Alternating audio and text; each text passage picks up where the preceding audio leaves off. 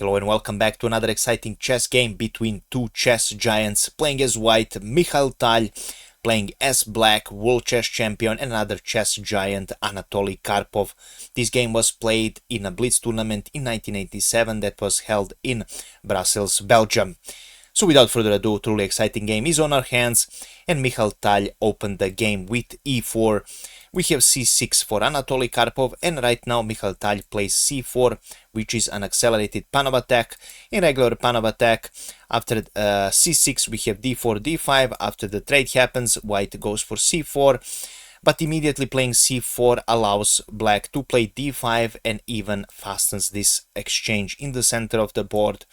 And after c takes on d5, of course black has this option to take, which is one of the usual moves for black, but in this game Karpov didn't want to face this knight to c3, a free tempo developing move, and after c takes on d5 he decided to play knight to f6, which is a better move. We have knight to c3 for Mikhail Tal, knight takes on d5, and developing move for Mikhail Tal with knight to f3. We have knight picking up on c3, b takes on c3, and g6. Black plans to fianchetto his dark squared bishop. Tal continues with d4, now limiting the scope of this bishop. Bishop goes on g7, and bishop d3, developing move for Mikhail Tal. We have a castle for black, castle for white, and right now knight to c6 was played for black, another developing move. We have rook to e1, now pressuring this pawn, rook to e8, a normal response of black, and right now we have bishop to g5, another pressuring move of this pawn. Now black had the different possibilities, but in this position Anatoly Karpov played a slight inaccuracy with bishop to e6. It looks like a developing move. He blocks this rook, but actually this allows Tal to pick up this bishop with beautiful rook takes on e6. And after f takes on e6 we have bishop to c4, now pressuring this pawn, which is, as you can see, really weak here. King is also exposed, and for now Anatoly Karpov decides to defend it with queen to d6. We have queen to e2, bringing another attacker on this pawn. Knight goes on d8 in order to defend, but Mikhail Tal pressures it with rook to e1. We have rook to c8, now trying to pressure this bishop. This bishop is still not hanging.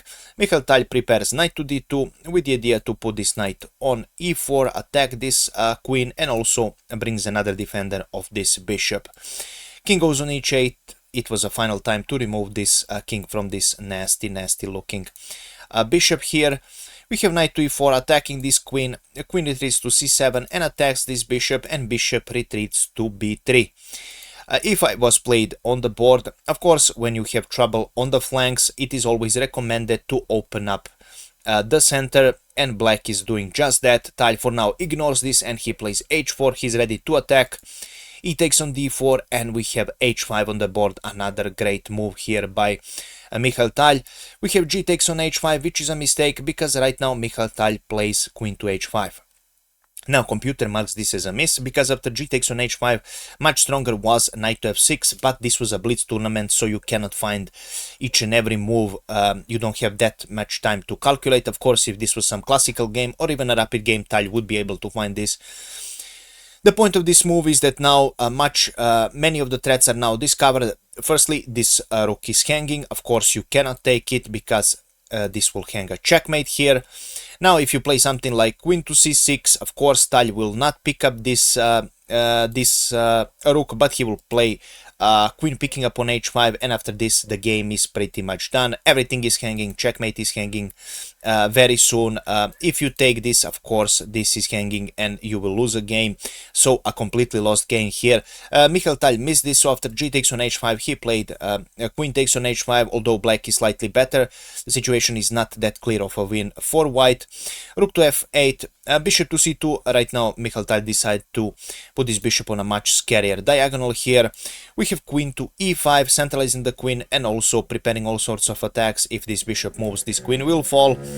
We have knight to g3. It looks like Mikhail Tal is crazy for sacrificing this rook, but as I mentioned, this is a blitz claim, and a knight to g3 is played. Mikhail Tal is always playing so brave. Queen picks up on e1 and computer actually gives this position a dead draw evaluation. After king goes on h2, we have a huge mistake of the position, which is h6. With this position, black is losing. Now what black is losing, yeah. Now what black should have played is actually a really hard move, which is bishop to h6. Now after bishop takes on h6, after queen takes on h6, for example, you cannot do this because rook takes on rook f7 here, and black is doing just fine. So for example, after knight to e4, queen to e2, and bishop to b1, rook can even go on c6 now, and black is completely fine. But you have a really fast time control and you cannot find all the moves. So after h6, this is a huge mistake. Bishop h6 was the solution here for black. Bishop takes on h6, and right now we have king to g8. Of course, after bishop takes on g6, if you decide to take this bishop, this is a mate into with queen to h7. So after bishop takes on h6, you have to bishop takes on h6, you have to go king to g8. Bishop takes on g7, again a really difficult situation. Rook takes on f2. Karpov tries with a slight counter attack, but after queen to h7 check, king goes on f7, queen g6 check, king g8, and after bishop to h6, Anatoly Karpov resigned because there is mate in 1 after king on h8, which is the only move. Queen to g7 is a checkmate. And this is how this brilliant game between these two chess giants ended, and this is all I have prepared for you today, guys.